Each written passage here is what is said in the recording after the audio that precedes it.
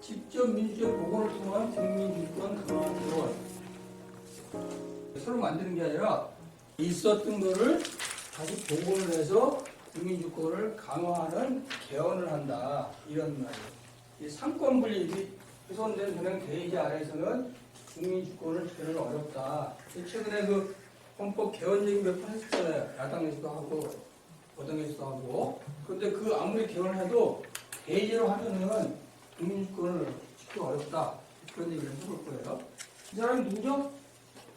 그 뭐 돌풍 일으키다는 부동산 재벌 있잖아요. 대전 나온 사람. 트럼프? 이 사람이에요. 요거는 샌더스. 민주당에서 그 좌익 돌풍을 일으킨 사람이에요. 요 두 사람이 다 미국 대선판에서는 아웃사이더예요. 근데 주가 아닌 두 사람이 돌풍을 일으키고 있어요. 뉴욕타임스에 나온 거예요. 아웃사이더가 정확한 미 대선판 8월달 기사예요. 지정 정치에 대한 유권자의 분노 이렇게 표현하고 있어요. 미국 시민들도 정치를 안 믿는다는 거예요. 안 믿으니까 이 아웃사이더를 한번 밀어보자는 거예요. 근데 아웃사이더를 밀어가지고 이게 될까 모르겠죠. 그 정치인이라는 것도 직업이라고 그러죠. 이제 그 10대 아이들이 가장 싫어하는 직업이 뭔지 아세요? 정치인. 네, 정치인을 제일 싫어해요. 지지율이 10%가 안 돼. 그러니까 정치인들 신뢰를 엄청 잃은 거예요. 그 사람은 누구냐? 이 사람은. 그 사람이 미국 헌법 만든 사람이에요. 맨더스인가? 이거 생각이 안 나네. 이 사람이 그 민주주의를 굉장히 싫어하는 사람이에요. 이 사람이 상권 분류를 만들었어. 왜냐하면 자기가 만든 게 대의제였거든요. 그 공화주의자의 사람이 그 미국 공화제로 바꾼다고 엄청나게 강조한 사람이에요. 근데 그 사람이 만든 거 보니까 권력 가진 사람들 막 싸울 거 아니에요. 그래서 할 수 없이 이걸 도입한 거야. 상권 분리. 그전에 상권 분리가 없었어요. 민주주의에.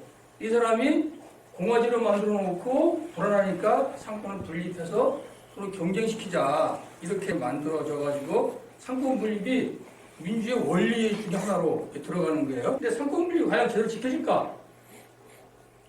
여소야대 정국에서는 입법부, 행정부를 견제하기 어렵죠. 다수당이 그 집권당인데 이 행정부를 견제하겠어요. 견제할 리가 없는 거지. 형성개헌 당시 박정희가 국회의원이 강요를 겸용할 수 있도록 조항을 새로 만들었어요. 그 전까지는 국회의원은 장관할 수 없었어요. 상권 분립의 기능 상실한 걸 보니까 행정부에서 국민투표라 할 수 있게 돼 있죠, 대통령이. 근데 65년간 딱 6번 했어요. 저것도 지 마음에 만든 헌법 만들 때 그때 한 거야. 그러니까 10년에 한 번꼴로 한 거예요, 국민투표를. 이 국민투표를 만든 이유는 뭐예요? 국민의 권리를 보장하겠다고 한 거잖아요. 근데 10년에 한 번씩 밖에 안 했어. 그 다음에 그 법률 거부권 있죠? 행정부에서 하는 거 꺼냈어요. 1년에 한 건 정도 한 거예요. 입법부에서 탄핵소추권 65년간 단 9번 했어요. 7년에 한 번꼴이에요. 이거 상권분립이 아니죠? 적어도 1년에 한두 번씩은 해야지 이게 상권분립이 되는 거지. 그러니까 완전히 형식적인 상권분립을 하고 있는 거예요. 그 결과 전 세계적으로 16%만 정당을 지지를 해요. 정치인들을. 의회도 안 믿고 정당도 안 믿고 그러는 거예요. 그러니까 이 사람들이 선량이라고 주장할 근거가 아무것도 없어요. 여기 보세요. 한국 정치인 사회기여도 최하위. 그다음에 법조인이 그 다음이야. 법조인도 못 믿어요. 언론이 누구밖에 안 돼. 제일 높은 거는 노동자예요. 노동자하고 기업가 이렇게 나와. 이 사람들이 맨날 나를 믿으라고 얘기할 때 믿을 리가 만만 거죠. 네, 종교인도 낮아. 그렇지. KBS 방송연구소에서 2014년 실시한 여론조사 결과예요. 한국 정부 국회가 신뢰도 기여도 최하위. 여기 국회예요. 여기 정부야. 노동조합보다 더 낮아. 신뢰도가. 또 노동조합은 그 좌빨이라고 그러는 데죠. 그러니까 좌빨보다 정부하고 국회가 낮은 거예요. 응? 좌빨에 대한 신뢰도가 정부나 의회나 군보다 높은 거예요. 국민 다수는 노동자를 신뢰하는 거예요. 시민단체가 제일 높아. 노동자 신뢰도가 거의 기업과 비슷하죠. 이거는 어디서 한 거예요? KBS 방송연구소에서 한 거예요. 내가 한 거 아니에요? KBS 그 문제 많은 언론, 부의장악한 언론, 그거 조사했는데 국회하고 정당과 군이 최하위로 나온 거예요. 그래서 한국 정부 국회 사회에서 최하위 그 이유는 무엇일까? 이거 뭐라고 생각해요? 한번 적어보세요. 이유가 뭔지. 네?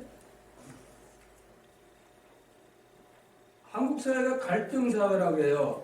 사회 갈등 지수가 OECD 24개국 중 5위야. 사회 갈등 관리 지수는 34개국 중 27위예요. 이게 굉장히 높은 거죠? 갈등이. 갈등으로 생기는 경제 손실이 한 해 최대 240조 원이에요. 정부 예산의 72%에 해당하는 돈을 갈등에 다 쏟아붓는 거예요. 갈등만 줄여도 예산이 엄청 넘는 거죠. 그 복지 예산 쓸 돈은 충분한 거예요. 저것만 줄여도. 그러니까 노인들한테 한 달에 뭐 몇만 원 깎을 거 그거 할 필요 없어요. 그냥 전 노인한테 똑같이 다 노인수당 줄 수 있어요. 육아수당 마찬가지 다 줄 수 있어. 그 군에 제대하는 아이들은 무조건 500만 원 주자는 게 나올 때. 네. 아니면 청년들 대학 졸업하면 무조건 몇백만 원 주자는 게 그 줄 돈이 충분하고 남아요. 그러면 이제 과제는 요 갈등을 줄이는 거 이것만 하면 아주 좋아진다는 거예요. 여기 보니까 사회 갈등 지수가 10%만 낮아지더라도 GNP가 5% 높아지고 OECD까지 가는다 치면 GNP가 20%까지 늘어날 수 있다는 거야. 지금 왜 이 정부와 국가 신뢰를 못 받냐? 이 사회 갈등을 하나도 못 줄인다는 거예요. 다음 주에 와서 강의할 텐데 국회의원들이 제일 중요한 일 예산 심사하는 거잖아요. 근데 예산 심사를 해가지고 얼마나 깎냐? 0.3% 깎는데요. 그러면 그건 누구라도 하는 거잖아요. 제가 어릴 때 우리 선생님이 반장을 뽑는데 1년 내내 반장을 뽑아요. 그 선생님은. 그래서 일주일에 한 번씩 반장이 돌아가는 거야. 근데 그 반장을 뽑을 때 투표를 안 해. 그냥 무작위 추첨제야. 그래서 아무나 반장이 돼. 나도 한번 반장이 된 적이 있었어요. 뽑혀가지고 무작위로. 그리스에서 뽑을 때 무작위로 한다고 그랬잖아요. 똑같이 한 거야, 양반이. 내가 반장을 하니까 갑자기 이제 막 힘이 세져가지고 애들 막 벌을 막 준 거야. 이름도 막 줬고 일주일 만에 내가 추락한 거지. 그걸 다 해보니까 애들이 그걸 이제 권력이라는 게 뭔지 알기 시작하는 게 아, 권력은 남용하면 안 된다. 내가 뭔가 작업을 열심히 해봐야 된다. 근데 정말 공부 못하는 친구가 있었어. 그 친구가 반장이 됐어. 정말 잘하는 거야, 얘가. 얘기도 들어주고 뭐였지 해주고 1년 지나니까 반 애들이 다 바뀌었어요. 나부터 바뀌었으니까. 자, 이거 그냥 쭉 보시면 돼요. 이제 이게 결론인데 대의지 선출직 정치인들이 10년간 국가의 발전을 전혀 못했다. 자살률로 본 거예요. 갈수록 올라가죠. 민주정부가 들어섰을 때 약간 낮았다가 노무현 때 올라갔다 약간 낮았다가 계속 올라가는 거죠. 그러니까 이렇게 본다고 치면 김대중 정부도 노무현 정부도 그렇게 잘한 건 아닌 거예요. 어쨌든 자살률은 계속 올라갔어. 근데 매번 정치인들이 뭐라 그랬어요? 선거 때만 되면 나를 뽑아주면 내가 해결하겠다. 근데 졌잖아요. 근데 결론이 이거야. 4대 대통령이 4번이잖아요. 20년 동안 자유발전에 기여한 바가 없는 거예요. 그래서 다시는 뽑지 말자는 거예요. 맡기지 말자는 거야. 아무리 맡겨봤자 그건 되는 게 없는 거야. 그건 통계가 얘기해주고 있는 거예요. 이거 우리나라가 전 세계적인 거예요. 그래서 세계적으로 정치인 지지율이 16%밖에 안 되는 게 우리나라 10% 이하고 그 방법이 뭐냐? 근데 우리가 나서는 수밖에 없다. 제가 주장하고 싶은 거는 대의제가 아니라 이제는 시민이 권력으로 서야 된다. 시민은 누가 나가는 게 아니라 시민 자체가 권력이 돼야 된다. 그걸 주장하고 싶은 거예요. 자, 이거 보세요. 세계 경제 포럼에서 2024년 비교했는데 정부 정책 결정의 투명성 133위 최하위, 정치의 신뢰도는 97위, 사법부 독립성 공무원 의사결정 평가성 82위, 공무원 82위, 은행 다 마찬가지죠. 정부 정책 결정 투명성이 133위, 제일 꼴찌인 거예요. 근데 대학 전문대학장 등록률은 세계 2위를 차지했어요. 그러니까 공부를 무지하게 많이 하는 거죠. 엄청난 데이터죠. 공부를 많이 해서 그런 거 아니에요. 공부를 많이 한다는 얘기는 한국 사람들이 엄청나게 미래에 높다는 거예요. 근데 그걸 다 누가 까먹냐? 위에서 다 까먹고 있다는 거예요. 부패지수 마찬가지예요. 자, 그래서 직접 민주주의 복원으로 상권 분리를 확대 강화해야 된다. 이게 제가 얘기하고 싶은 결론이에요. 제왕규 대통령제를 폐지하는 개헌만으로 상권 분리를 확보하기가 불가능해요. 이거 되지가 않아. 아까 봤잖아요. 7년에 한 번씩 하는 거, 10년에 한 번씩 하는 거 되지가 않죠. 그거 가지고. 그래서 직접 민주주의 강화 개헌으로서 상권 분리를 지켜낼 수밖에 없다는 거죠. 아까 어느 분이 그 얘기했죠. 선거할 때 오역사 하지 말자고. 그래서 직접 민주주의 주장하는 건 뭐냐면 인물 뽑지 말고 정치에 투표하자. 대적당이 있어요. 거기서는 어떻게 투표를 하냐면 투표를 1번부터 10번까지 이렇게 쭉 안을 만들어요. 그래서 내가 순위를 매기는 거야. 나는 몇 번 정책이 1위. 자기가 10개 순위를 쫙 매겨. 그걸 다 모아서 컴퓨터로 처리를 해요. 처리해가지고 나중에 보면은 소수자 의견이 반영돼가지고 뒤집히고 막 그래요. 그런 걸 컴퓨터 시스템화해서 만들었어요. 이제 그걸 응용하는 방법 여기서 저번에 한번 해봤잖아요. 손가락 10개 갖고 하는 거. 국민 발등 직접 민주제 우리 헌법에 있었을까 없었을까? 무려 18년 28일간 도속했어요. 누가 만들었냐? 이승만이 만들었어요. 왜 만들었냐? 4.45 개헌하면서 하도 창피하니까 하나 좀 끼워주고 오는 거예요. 그래가지고 박정희가 유신헌법 만들면서 폐지했어요.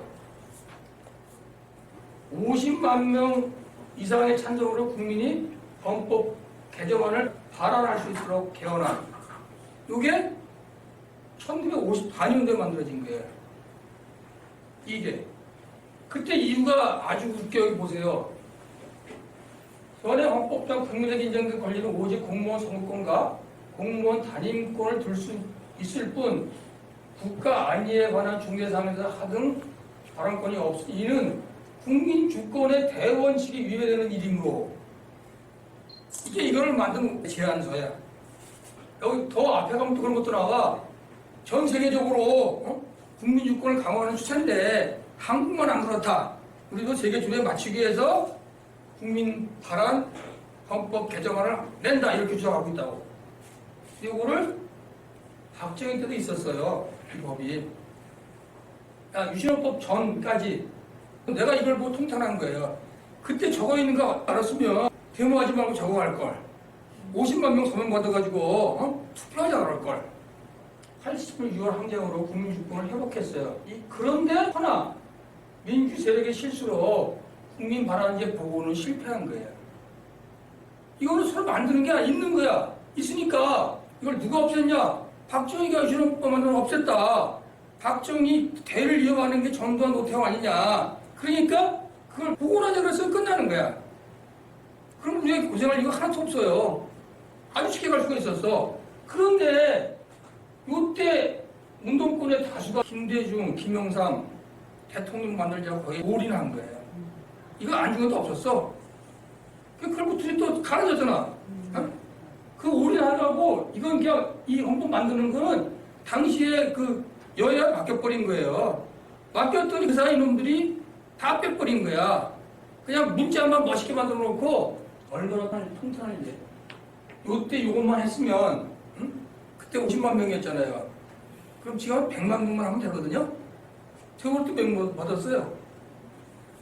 50만? 세월호 때 100만 훨씬 넘던데. 너무 100만 넘어요. 네, 훨씬 넘은 거예요. 요새는 했다면 300만 정도 받아. 아, 사안이 크면 금방 받아. 그러면 얼마든지 발의해가지고 헌법 개정하자 그러고 공개적으로 싸움할 수 있는 거예요. 근데 왜 우리가 맨날 집법 위반하면 나가서 이렇게 데모를 해야 돼요? 이게 있었는데 이거를 얼마나 운동권이 기존 정치인에 놀아놨으면 두 사람 대통령 만들자고 올인해가지고 이 사단이 난 거예요.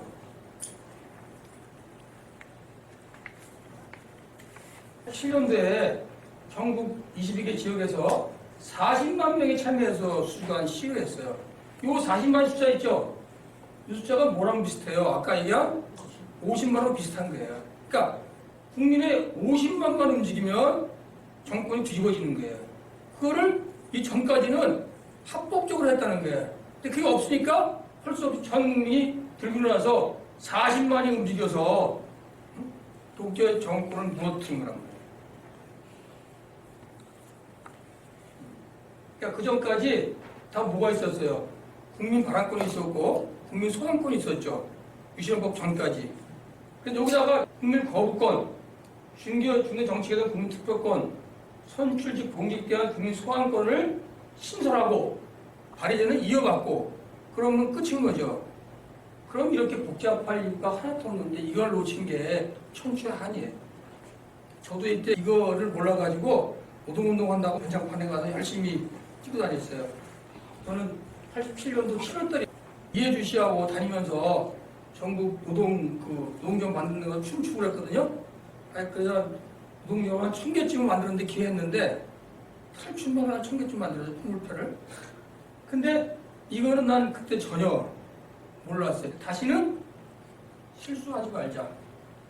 다음번 개헌할 때는 무조건 저거를 집어넣어야 된다 하는 게 제 주장입니다.